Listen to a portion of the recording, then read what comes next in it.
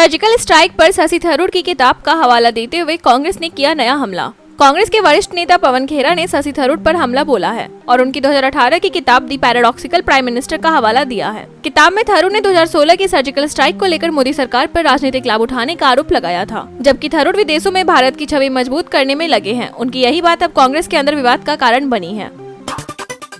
Saudi अरब में सांसद ने पाकिस्तान को दी कड़ी चेतावनी, हमारे सामने उनकी कोई औकात नहीं। ऑपरेशन सिंदूर और पाकिस्तान की सच्चाई सामने लाने के लिए सऊदी अरब के रियाद पहुंचे भारतीय सांसदों ने कड़ा संदेश दिया। राज्यसभा सदस्य सतनाम सिंह संधू ने कहा कि भारत को पाकिस्तान से कोई डर नहीं और दोनों की तुलना करना गलत है। यह सर्वदलीय प्रतिनिधिमंडल जिसमें बीजेपी के बैजयंत पांडा और असदुद्दीन ओवैसी भी शामिल है, खाड़ी देशों के दौरे पर है और पाक को उसकी असली जगह दिखाने का प्रयास कर रहा है।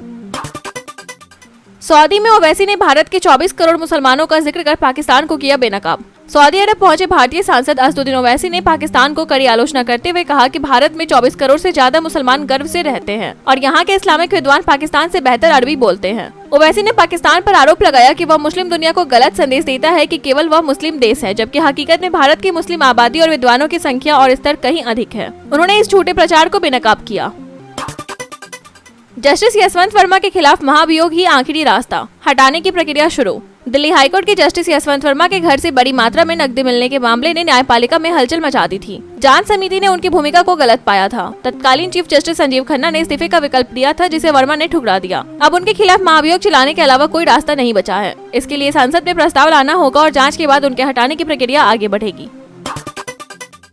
11 दिन में 8 बार भारत पाक सीजफायर का क्रेडिट लेने पर कांग्रेस ने पीएम मोदी पर किया कटाक्ष। कांग्रेस प्रवक्ता जयराम रमेश ने कहा कि अमेरिकी राष्ट्रपति डोनाल्ड ट्रंप ने 11 दिनों में 3 देशों में 8 बार दावा किया है कि उन्होंने भारत पाकिस्तान सीजफायर में भूमिका निभाई, लेकिन पीएम मोदी इस पर चुप्पी बनाए हुए हैं। कांग्रेस ने केंद्र सरकार को ट्रंप के इस बयान पर सवाल उठाते हुए कटाक्ष किया है।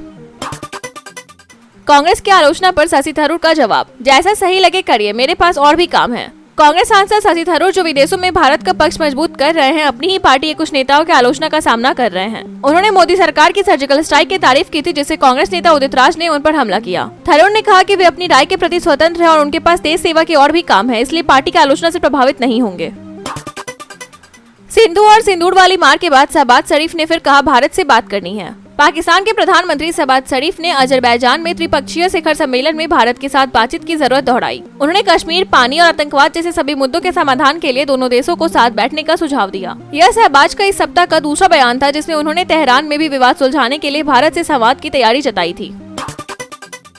ब्रह्मोस मिसाइलों ने पाकिस्तान में मचाई भारी तबाही, रूसी राजदूत ने दी पुष्टि। ऑपरेशन सिंदूर के दौरान भारत ने पाकिस्तान के आतंकी और सैन्य ठिकानों पर ब्रह्मोस मिसाइलों और S-400 एयर डिफेंस सिस्टम का सफलतापूर्वक इस्तेमाल किया। रूस के राजदूत डेनिस अलीपोव ने इसे बेहतरीन कार्रवाई बताया और कहा कि भारत ने स्पष्ट लक्ष्यों को चिन्हित कर आतंकवादियों पर सटीक हमला किया। राजदूत ने इन हथियारों के प्रदर्शन की प्रशंसा करते हुए कहा कि यह अभियान प्रभावशाली रहा।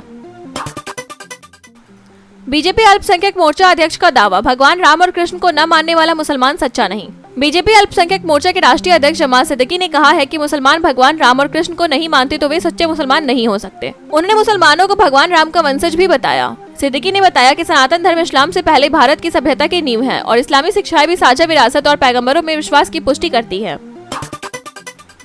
शशि थरूर ने आतंकियों के हमदर्दों को दी चेतावनी, कहा गांधी का देश अब दूसरा गाल आगे नहीं करेगा। पनामा में भारतीय प्रतिनिधिमंडल के प्रमुख शशि थरूर ने पाकिस्तान को कड़ी चेतावनी दी है। उन्होंने कहा कि अब भारत किसी भी हमले का जवाब जरूर देगा और दूसरा गाल आगे नहीं देगा। थरूर ने महात्मा गांधी के आदर्शों का हवाला देते हुए बताया कि हमें अपने अधिकारों के लिए हमेशा डटकर खड़ा होना चाहिए और आतंकवादियों के हमले बर्दाश्त नहीं किए जाएंगे। उन्होंने आतंकियों और उनके हमदर्दों को सख्त संदेश दिया कि भारत अपने लोगों की सुरक्षा के लिए कोई समझौता नहीं करेगा।